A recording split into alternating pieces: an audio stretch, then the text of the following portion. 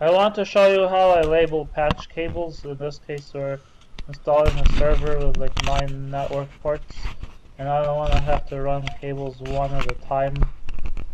So it's easier to, and I'm using this cheap Brother label printer. So I basically made one label for each end of the cable.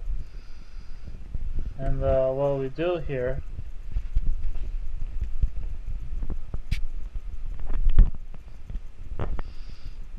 is we just stick.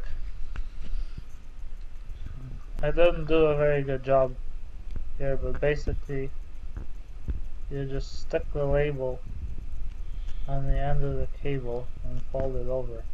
And you've got a little flag now. And you plug them all in and you velcro this whole bundle.